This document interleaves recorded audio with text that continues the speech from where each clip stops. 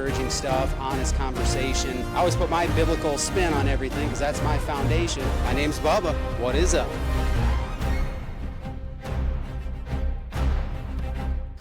Ladies and gentlemen, what is up? What an intro that was. I hope you guys enjoyed that. That was my boy Paul Runquist at People's Media getting the footage done with his drone there. That was awesome.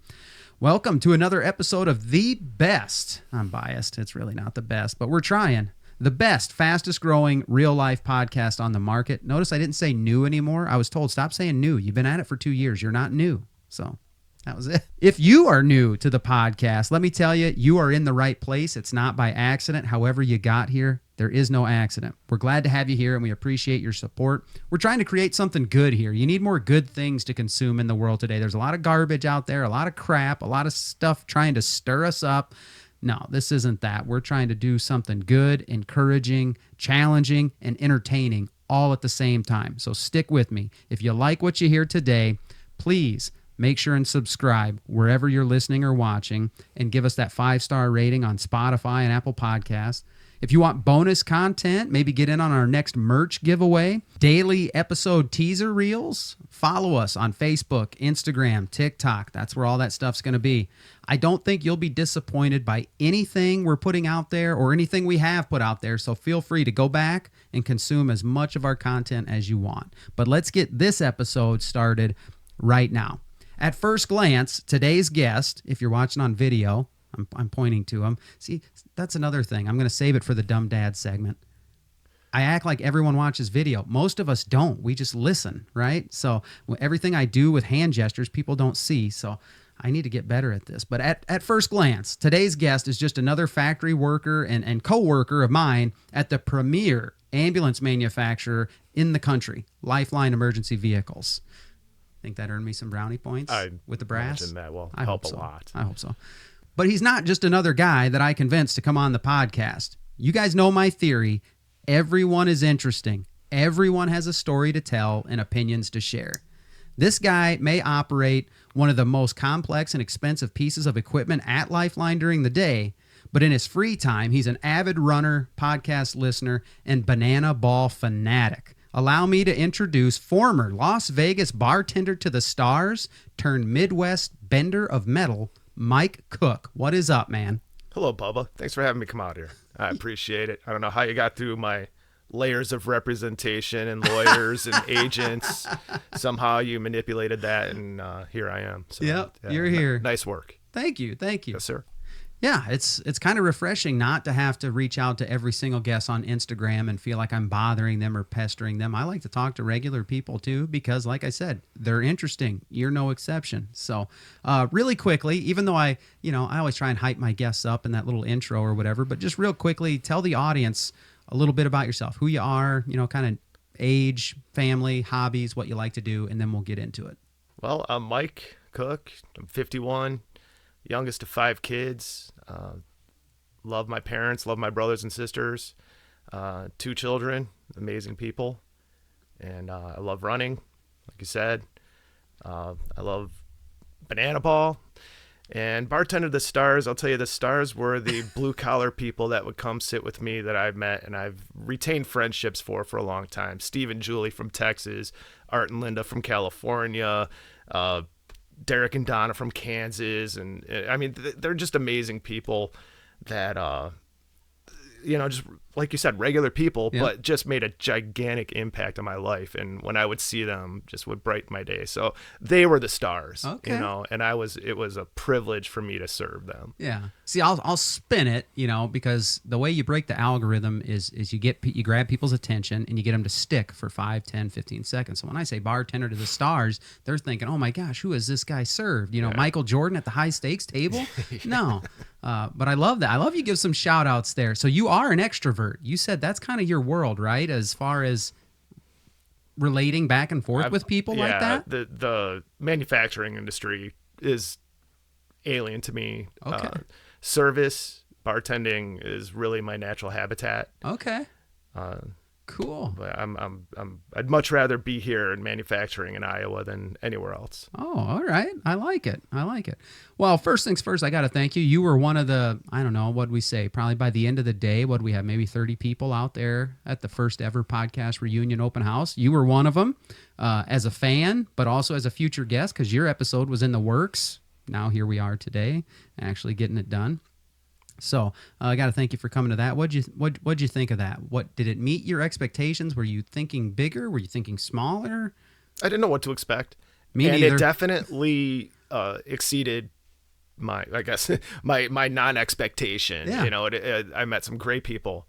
Yeah. Everybody was smiling and having a good time. Great food. You know, you were the host with the most, and that was interesting. I know I met some pretty great people there, and you know, you surround yourself with some really good people. It was inspiring for sure. I'll talk to anybody, but yeah, my inner circle, that's a different story. So before we get into everything else, the Vegas thing, like, short story, what led you to Vegas? A long time ago, late 90s, I was living with my parents, and my dad was having a hard time finding work at the time. Okay. He got a job in Lincoln, Nebraska. Okay. My sister was living in Las Vegas at the time. She was needing a roommate. And so as a young, stupid kid, you know, do I want to go to Lincoln, Nebraska? I want to go to Las Vegas. It's a no-brainer. So I ended up in Vegas for a while, and yeah. Okay. It was very interesting, especially back then in the late 90s. It wasn't quite what it is now. It was a little better of a place to be. Yeah, I heard Vegas is kind of slipping kind of downhill. Yep. Oh, man. Okay. So my next question would be, why then the move to Iowa when you decided to leave Vegas? Short story. Short. So I retained a committed long-distance relationship with an Iowa girl, and I would have been a fool not to pursue that and to hang on to it for dear life. And we've been together for a very long time. And when the 2020 rolled around and stuff started hitting the fan, it became clear to me that I needed to be somewhere a little less chaotic, a little less. It just became very. They locked us down pretty tight. Oh, sure. And I did not want to live like that. I would rather shovel ditches in the winter in Iowa than to bask in the heat in Las Vegas under that kind of politics. I love it. I always say that, the Midwest, Iowa in particular, is like the last and the least influenced by anything that comes from the coasts. Sure. It is. It takes the longest to get. You can still find small towns that when you go to them, everyone waves at everybody. Mm-hmm. Yeah. Sure. Everyone knows everybody and you know everybody's business, but it's almost like slowing down the advancement of time. You can still kind of have that old school nostalgic feel. You still see the old boys at the coffee shop with the seed signs and I love that too. I love it. I grew up in the Midwest up until I was about 19. I lived in Illinois, which has turned into a terrible place. But when I lived there, we lived in a town that was maybe 3,000 people. And then now there's, I think, 4 high schools in that town. Wow. Did you listen to Pastor Brooks's episode, the one right before course, you? Yeah. He represented Illinois good. Yes, he did. Man, that walk across America, by the time your episode comes out, I think he's starting that September 1. So you're going to be right at the launch of that. I mean, I love that he looks and he saw the problems with Illinois, with Chicago, and he says, I'm not going to complain. I'm going to do something. That's it. And he put out a post just the other day, and he must have got wind of some negative stuff. And he just made a post, and he said, I hear the detractors. I hear the naysayers. I hear the complaints. And all those, I want to let you know I see you, but you're the people who, that's all you're doing. You're not doing anything to fix anything. Yep. You're sitting there. You're not coming to the church. You're not getting involved in the community. You're not trying to make people around you better. So you just keep complaining. We're going to keep trying to do things to improve the situation. And I thought, Pastor Brooks, man, that was good. So hopefully Illinois, Chicago area is going to start turning the corner because he's trying. Hopefully. I hope so. Well, as I got to know you a little bit at work and found out, you're kind of a people person. I would have never guessed, that you were a Vegas bartender, but just having a few conversations with you, I was like, this guy likes to chat. He's a people person, outgoing, and we have some similar interests in podcasts. We listen to some of the same people, so we don't mind giving shout outs to Allie Stuckey. She's a gem. Any women out there, like, she doesn't pay us anything, but if there's any women looking for a community or an event to go to, share the arrows coming up in October. Go to alliestuckey.com or whatever her website is. Listen to her podcast. We've mentioned her on this podcast many times. She's great. And then some of the other conservative commentators and stuff, we listen to those guys. But we also both like fitness. I've kind of fallen off the wagon a little bit. You're driving the wagon or steering the wagon. You are in it. And faith. And, those are things we kind of hang on to in the manufacturing world, because there's not a whole lot of people like that. I shared on the last episode that I got nicknamed Choir Boy at the job I had before this. And then I come here and something, yeah, you just got to put it out there. Some people are going to take it and respect you for it. And then other people, there's other people like Stu. We just got to live it in front of him and let those people just react the way they react. We can't control that, but that's not going to shake us. And it might, it hurts my feelings sometimes, but I still say I want to have a relationship with that person no matter what. Even if they think what I believe is nonsense, I still want them to see me every day and see the way I behave. That way, if one day they think maybe that's not a bunch of garbage, maybe I should open my mind and think about it, that people like you and me are going to come to Stu's mind someday. So I would welcome that. Me too. For sure. Me too. All right. That's enough from me. We've built you up. We're ready to go. Let's talk life story, man. Childhood. What was childhood like for Mike Cook?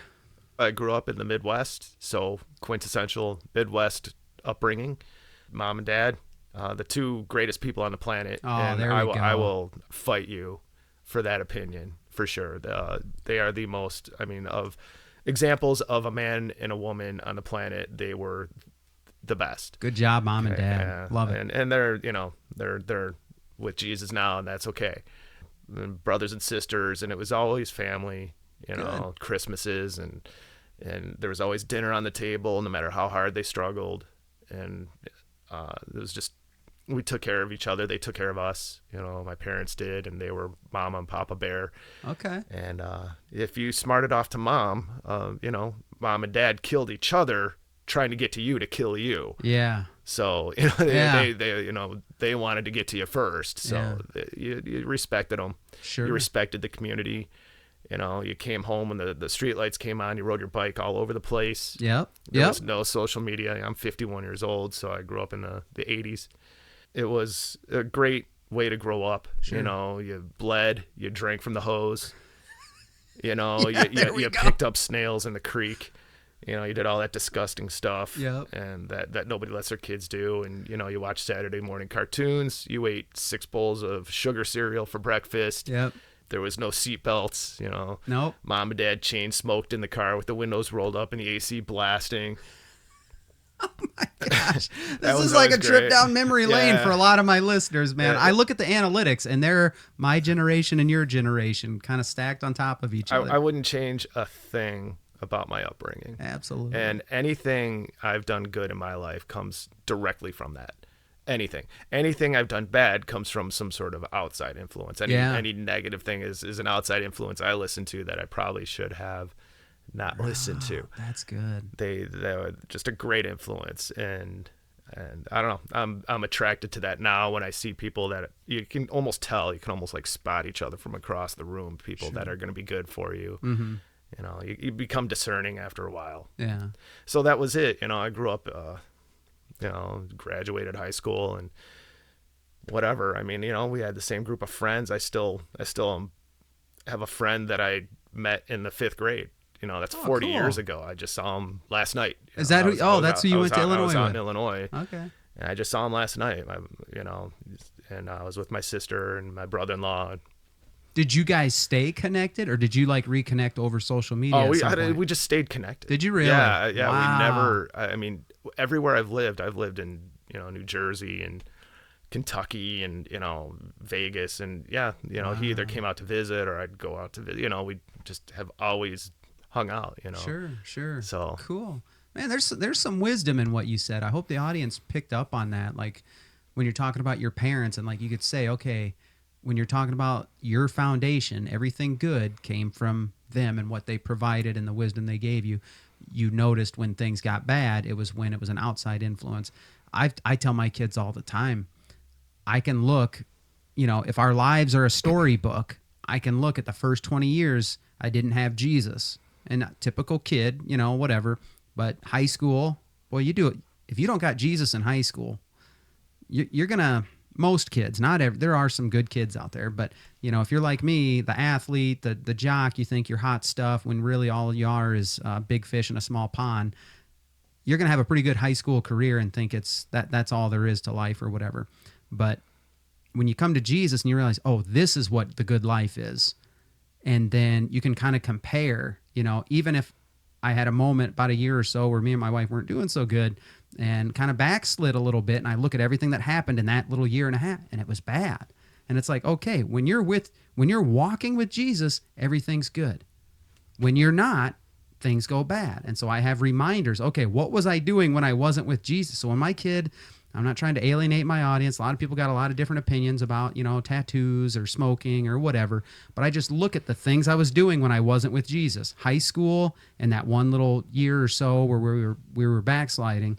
And it was filled with alcohol, tobacco, and tattoos. Wow. So when I come to Jesus, I say, okay, maybe I should leave that stuff in, that section of my life. That's not, so I shouldn't do that. But people got a lot of opinions about tattoos, but I don't think a lot of people are going to argue about tobacco. If you're a Christian, come on, take care of yourself.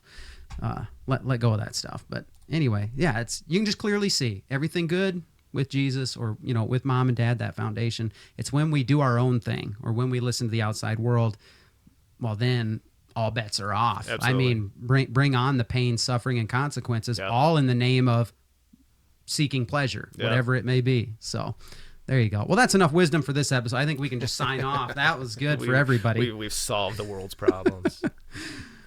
What happened after high school? So, it was a tough few years with my mom and dad. Like I said, Pops was losing jobs, and Yeah. it was a tough time for the economy and his industry. So we had to move a few different places. We lived in upstate New York. We would get a job here or there, and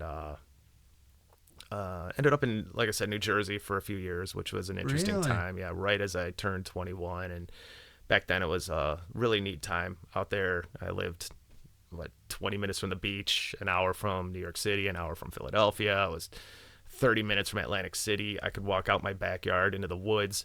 Wow. It was just kind of neat, kind of had everything right there. And I had a lot of friends from different places in New Jersey, and they were, all bad influences on me, but the music was great. I tried to keep my head above water, and didn't really have any direction in my life whatsoever. I didn't really know what to do. I was working full time. I was playing in bands and, playing music as much as I could. I loved doing that, but, who's going to make a living on that? Especially Right. me. I'm mediocre at best, but Oh, yeah. I loved doing it. And then, I don't know. I mean, that's kind of all mixed together there. And, Okay. ended up basically in Las Vegas with my sister. Okay. I think I was 20 something, 2, 3, 4. Yeah. So what is this? Is this late 80s, early 90s? What is this? Early 90s? Early 90s. Early Yeah, 90s? early 90s. So I graduated high school in 92. How did you, I moved around a lot when I was little, when I was young. Mm-hmm. How did that, so I guess we're talking high school, post high school. Yeah. How did that affect you going from, wherever you, Illinois to the East Coast? How did that, were you just, hey, I don't care. I lived in Kentucky there for a little while Okay, too, yeah. right after high school, which was interesting. It was a cool place, actually. It's beautiful, Sure. walking through state parks and caves, and it was really interesting. But I don't know how it affected me. I couldn't really tell you. I just was me wherever I went, and there was no fear of starting over, finding new friends? no, I think I almost embraced the vagabond style, I guess. Really? Yeah. See, that's not me. I don't know how. Good or for you. why. It just didn't well, I got to go over here and do this now. Yeah. So that was it. I didn't really have a whole lot of roots at that point. The family had kind of moved on, and I didn't really have much to keep me anywhere. Sure. So I was like, okay, well, I'm gonna go do this now and try to help the household as much as I can. Mm-hmm. Man, yeah, I'm not that way. I am a creature of habit and stability, and I don't like change, even though I know change is good sometimes. And I honestly think that came from moving around when I was young. That just starting over at a new school where I grew up, you didn't talk to people you don't know. Yeah. You know what I mean? Yeah. You just didn't. The first small town I ever saw was Dunkerton, Iowa. And that was when I saw the school and they told me, yeah, K through 12 is in this building.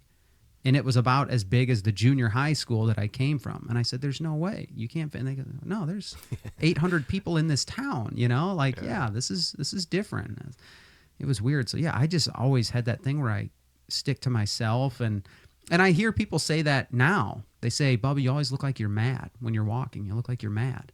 And it's just because I have that resting face that, I have to force myself to look at people and just pay attention to my surroundings, because I grew up, you kind of look 10 feet in front of you to the ground and that's it, because you just don't make eye contact. You didn't do that where I come from.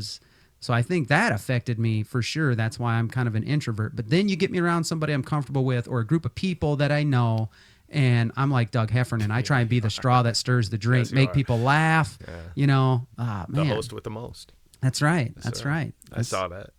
I try. Okay, so you said your dad was going to relocate, or your parents were going to relocate again for jobs, and it was either, what'd you say, Lincoln, Nebraska, or Las Vegas? And how old were you at that time? It's like 23 or 4 or something like that. 20s. Yeah. You could just say 20s. What is a 20-some-year-old kid going to choose, Lincoln, Nebraska, or Las Vegas? Yeah. What was that like heading out there? It was exciting. That was seriously exciting. I was stoked. And I had been to Las Vegas once before when I was 17 or something like that. And I was like, this place is awesome. This is so great. The weather's great. And, it like I said, it was a lot smaller then, too. So it wasn't quite as overwhelming. Okay. It seemed manageable. And it was that. It was, I had a job valeting, and I made a ton of money just parking cars. Cars. That's it. It was fun. And, you meet some people, and there was, everyone had something going on somewhere. Sure. Concerts or whatever. And you go to see a show or whatever, and you go to the casino, hang out, have some drinks or whatever. And, wow. You could gamble, play some blackjack or whatever. And I actually kind of enjoyed it. It was pretty exciting. Every day I woke up and I thought it was like, this is great, Yeah. And it was. It was. I mean, I was not exactly responsible with my choices at the time. Oh, probably not. Not shock. Early 20s, no. I know. Try to contain yourself, but I really tried to lean into that a bit and have some fun, and I did. I had far too much fun. Okay. But it was great though. It was for who I was and what I was doing at the time. It was great. Yeah. It was maybe not what I needed, but I certainly blew off a bit of steam. Sure. Anything that might have been left over from my teenage years I left it all on you the got table it out there. Yeah. He got it out of his system, folks. Yeah, I left it all on the field between the lines there. So. What they used to call that, sowing your wild oats. No, not oaks. Oats. Idiot. Oats. I think that was more sexual, but still, I lump it in as the same thing. Getting out any of that stuff that you want to do and, grab the world by the tail and live it up, drink, party, and whatever. But, yeah, sowing your wild oats. Yeah, I had a drink or two. Okay. Yeah. Valet. When you say valet, all I think of is I had this kid that I couldn't stand him. Actor. Couldn't stand him. Okay. Ryan Gosling. And I know I just crushed a lot of the women in the audience, but I'm sorry.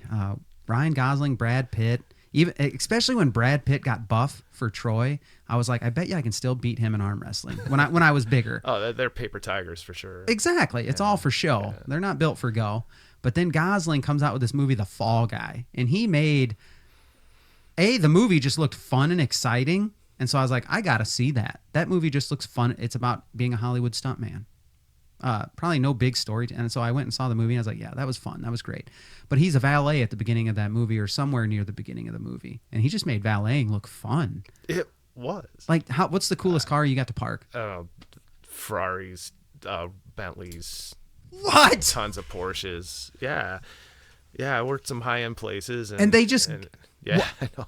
How can they... So they just trust the hiring process that you're a professional. And I probably wasn't exactly sober a lot of the time. Oh, my they gosh. would hand me their golden keys. Wow. Okay. Now... I never wrecked anything. I never even came close. I was always very good. Well, yeah, I would hope you would, because I assume if you wreck something, you're probably done, right? They're going to let you go. Yeah. But now, did you ever have some fun in somebody's vehicle on the way to the parking spot? Okay, so some people did. I never really did, but I did once get a Land Rover jammed in the parking garage. It was too high to go in there, and I just got it stuck. Oh my goodness. So the two good things that came of that are there was a roof rack, so it didn't scratch the truck. Oh, okay. And those came with automatic tire inflators and deflators. So you just deflated the tires, lowered it Sunk down under it. and then you could reinflate them. And the guy was totally cool. I Really? told him I had to. I could not hold that. As much of a wretch as I wasn't a liar. Yeah. And I was like, I absolutely got this thing stuck. You know, he's like, who cares? I like to hear that though, because yeah, if that doesn't bother you not to come clean about something, there's something wrong with you. Yeah. Like if you're normal, that should just eat away at you. Yep. And if you know that, then you might as well, hey, just pull the Band-Aid off. Just be honest with people. Most times it'll go like that. Sometimes it won't. Sometimes those people will make your life miserable. But a lot of times people will appreciate the honesty. That's what most people have insurance for. That's why employers have insurance. Sometimes people, if you drive the vehicles I drive, we're just like, yeah, that's okay. That's all right. Except for the garbage company. Did I tell you that story? My kid backed out one day for morning lifting and the garbage truck was backing up the road and hit him. Hit him? Yeah, hit him. So literally him. Hit him. He was pulled out into the road, backed out of our driveway. Garbage truck was coming up backwards. He was at the house before him when my kid started backing up. So was he moving as my kid backed out? I don't know. But my kid was out there, saw the truck coming, and it hit him. They asked me, and so yeah, I'm going to throw him under the bus. Klusner, whoever that is that's around here that does Fairbank. The guy gets out, talks to my kid comes and gets me. I go out there and he says he's got one of those hands-free devices in his ear or whatever. He says, hey, my boss is on the phone. He's asking if you can just wait before you call insurance or anything like that. And I said, yeah, we can. Okay. If you want to talk, this ain't going to be it hit right in between both passenger front and passenger rear door. I said, yeah, absolutely. I'll work with you. It's probably not 100% your fault. It's, it could be split. I don't know. I can't reach these guys for a couple days. Finally, the guy says, yeah, get an estimate. Or no, maybe I got a hold of him right away. And he said, get an estimate and then get back to me.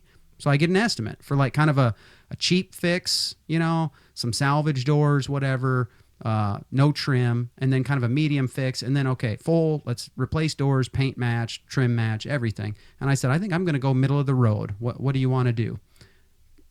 Couldn't get a hold of the guy for a couple days. Finally, I get that message to him, and he says, yeah, you can go ahead and make a claim if you want. At that point, my insurance says, we're not doing anything. And I said, that's what I get for being the nice guy. And I can't remember who I was telling recently about that. And they're like, yeah, you always call insurance or call at least get it documented that this happened. Yeah. And they said, Bubba, he's backing up the road. He should have a backup camera on that truck, a backup alarm. He should have seen your kid in the road. Yeah, a spotter maybe. And they said just the fact that even if your kid pulled out and hit him, that's one thing. Your kid was in the road, so was he, but he was moving. Your kid just kind of froze and realized, hey, he doesn't see me, and couldn't get out of the way. He's a young kid. But yeah, so that's, I don't know how we got on that story, something about cars. But accountability. Yeah, accountability, being honest, and that sucks. So now our car has 2 smashed doors on it, and it would have been like, I think the high-end repair of the bill was like $2,500.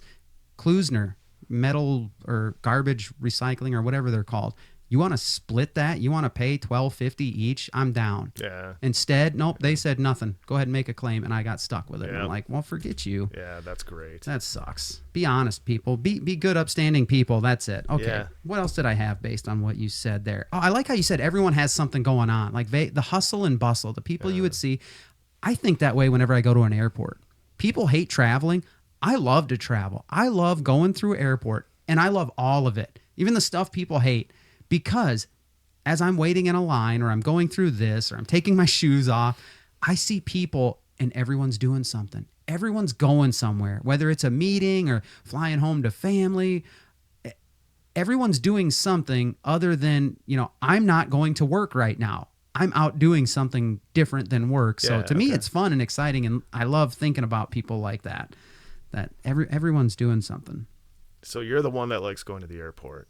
I love it. I heard there was somebody out there. Oh, I love guess it. It's you. Okay. I love going and picking up my mom from the Cedar Rapids airport. And I want to get there early enough to, me and whatever kid goes with me to go inside and just see it, Yeah, okay.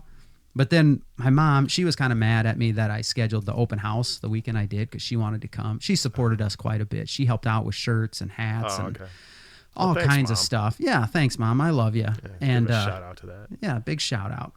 And then when I told her we were doing it that weekend, and she's coming up for one of JJ's football games coming up, and she's like, why wouldn't you put that on the same weekend? Why wouldn't you get me included? And I'm like, oh, geez, I'm sorry, Mom. Do it again. Sorry about that. So have another one. Yeah, I will next summer. I will. When next she's summer. out here, have another one. Yeah. I'm down. I'll be here. I'll come out. So when I go pick up my mom from the airport, she usually, we're from Louisiana, so she likes to pack a cooler full of shrimp and just different things. And if she does crawfish, she drives up. She gets it fresh from the Gulf, puts it in the cooler, put it on ice, pop the drain plug on your cooler so they don't drown, and just keep coming. Just drive the whole way.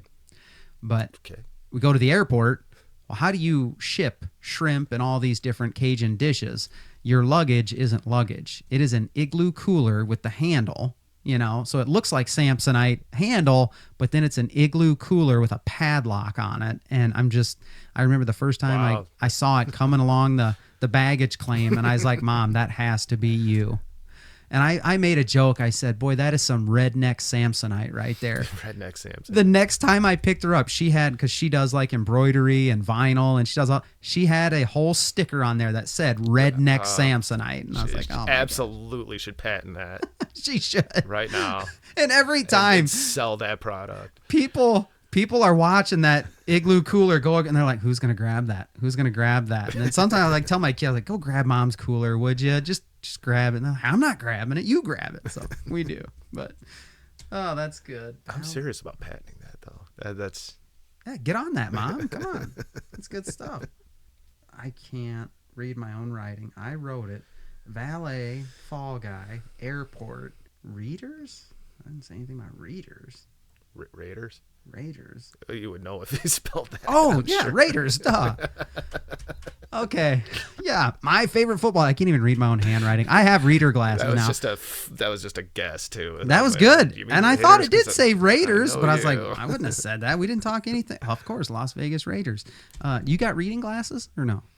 Yeah, I didn't need them till I was 48. 48? That was the first time I had to wear glasses for a site like that. Yeah. What brought it on? Just one day you realized reading. Yeah, you need a little help? like my daughter would come home with something and be like, "Look at this." I'd be like, "Yes, yes." Oh yeah, okay, I see it now. That's it.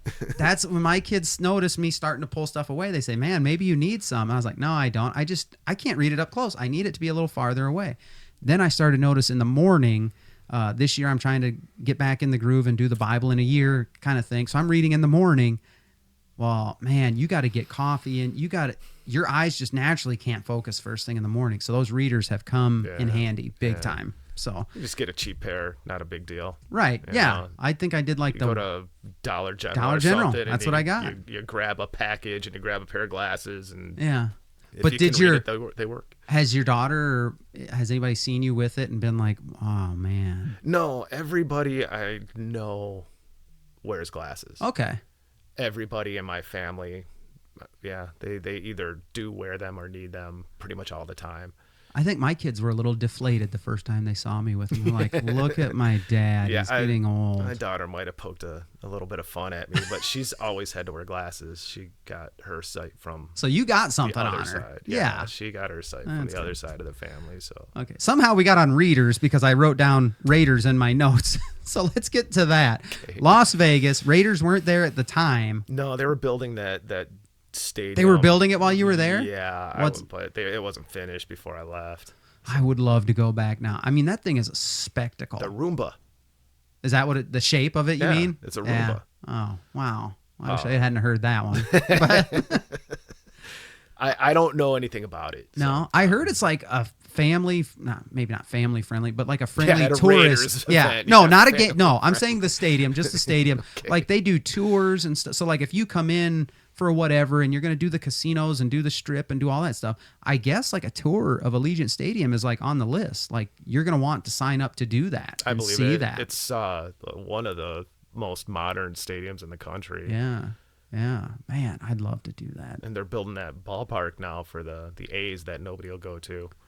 The Oakland A's are moving to Vegas too? Yeah, they're building some $2 billion stadium or something. That's it. Ugh. They think that's gonna like build up their idea. fan base because isn't Oakland like the least attended? Yeah, like it's almost dead. Yeah, if you're not shot dead, you go to an A's game in Oakland, essentially. When I was a kid, the Oakland A's, Dave Stewart, man. Jose Canseco, that was the top of the Absolutely. top. Terry Steinbeck, Yeah. Walt Weiss, obviously the Bash brothers. Yeah. They were awesome. And Ricky Henderson, of Ricky course. Henderson, He was so God rest awesome. his soul. Yeah, that was awesome. No one ever talked more in the third person than Ricky Henderson. Ricky loves Ricky. That's right. Ricky does Ricky. Ricky loves Ricky. I know a few stories about him that are just he's a gem. Well, sure. we're gonna get into baseball in He's the a next gem. episode, kind of more And serious that talk. would be nice if they would come to Vegas with that squad. Yeah. You know, not what I couldn't name an A's player Oh. that's been on the A's at all. Canseco, the younger Canseco would get in a lot of trouble in Vegas for sure. For sure. He's got a hard enough time now as it is. And They he's had mellowed that out, great but- pitching staff there for a while too, with Zito and Mulder. Yeah. You know, they were awesome. See, this is a preview, guys, and my audience. We're going to get into some baseball stuff. You're going to really find out just how much of a baseball guy Mike was.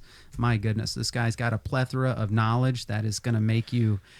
And I know what a plethora is for all you Monty Python fans out there. I'm assuming that's the right word. Yeah, it is. A vast expanse of I know. knowledge. Perfect. All right.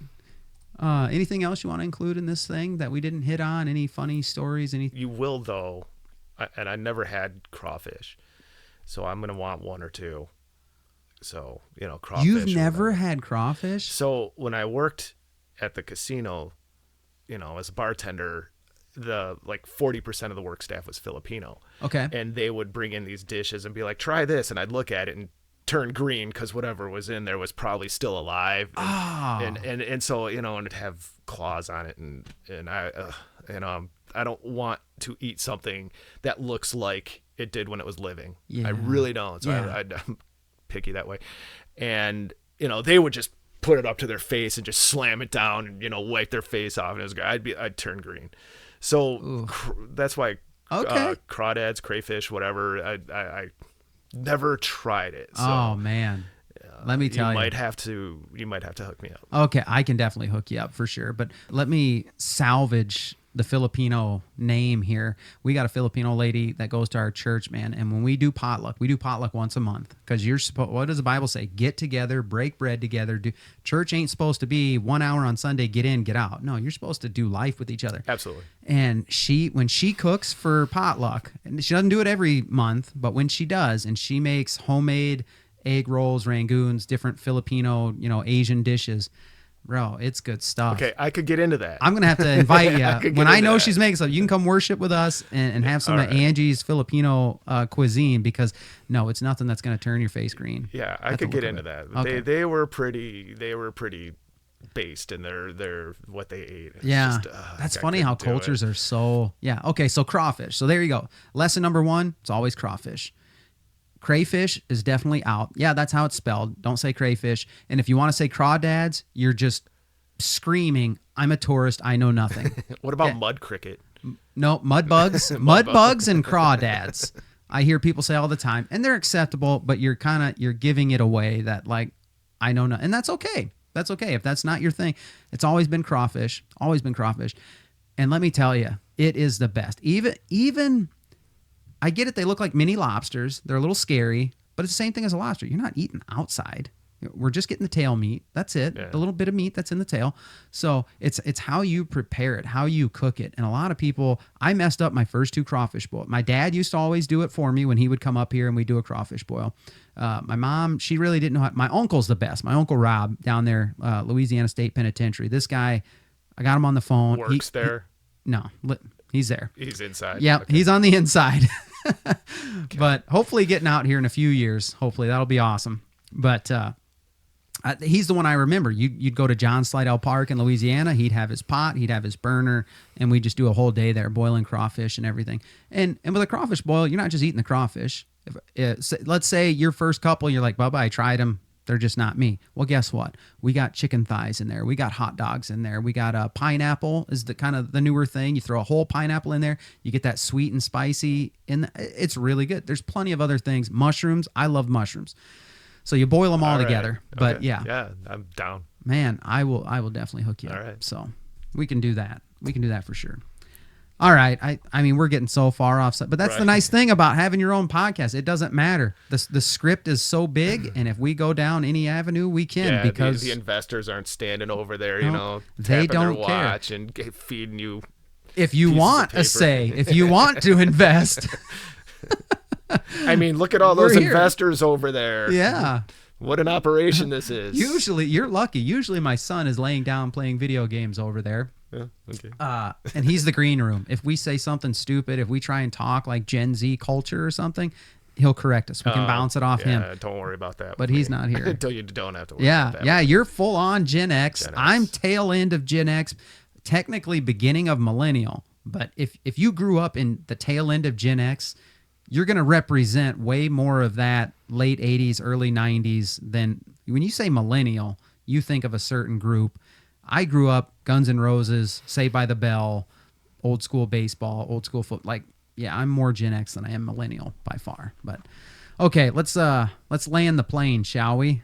This is going to do it for part 1 with Mike Cook. I hope his story and the things he shared encouraged you. That was kind of fun listening about his upbringing and travels, and I never would have guessed a young man would have chose Las Vegas, Nevada over Lincoln, Nebraska. No, I would have never guessed it. Yes, of course, that's a no-brainer. Maybe some of the things he shared even enlightened you or challenged you a little bit. There was some wisdom in there as well. Everyone has a story to tell or an experience to share, and that's what we do here. You guys know that. You know how we do it. We let people share what life has been like for them. But this ain't the end of his episode. There's going to be a part 2 next week. You know it. We're going to get into his segments, have some laughs. We may also talk some more serious topics like wokeness in sports. I said he was a big baseball guy, big MLB guy. Not anymore. It's all about banana ball. Who knows? We may even talk about ICE, the Immigration Customs Enforcement that half the media, or pretty much all the media, says are horrible and they're Nazis and all this. And the other part of the country says absolutely get the criminals out. We may get into some of that. You never know. You don't want to miss it. So be sure and come back next week. If you enjoyed this episode, share it with the family and friends. What is the point of enjoying something and then not sharing it, keeping it all to yourself? How dare you? Share it. Share it, please. We're growing every single day, so please like, follow, make sure you're subscribing wherever. If you're watching on YouTube, hit that thumbs up and hit that subscribe button. Leave me a comment. You want to show the algorithm who's boss? Leave a comment. We want activity on our sites, on our pages. Follow our Instagram, Facebook, TikTok for more reels, pictures, and encouraging stuff. Sometimes I put personal stuff on there. This morning, I just did that. I just put one on there about Willie Robertson's new book, Gospeller. It's not new anymore, but I'm finally reading it. Super good book. Really encouraging stuff. If you got questions or comments or ideas, or maybe you got more, you wanted to hear more from Mike about a certain thing he mentioned, if you want some What Is Up merch, email me, whatisuppodcast@gmail.com. If you need help with something you heard here today, or you want to talk deeper about something, just reach out. I'll respond anyway. I'll help any way I can. Those are the moments I live for. I look forward to that stuff. So for me and Mike Cook, man, we thank you so much for listening. Your support means a lot to us. Lord willing, I'll talk to you on the next one. Make sure you come back for part 2. It's going to be awesome. We're going to tell you what is up. There we go. I like that. Throwing in the. You gotta salute the host. That's right. You know, Look, throwing it back to me. gotta salute.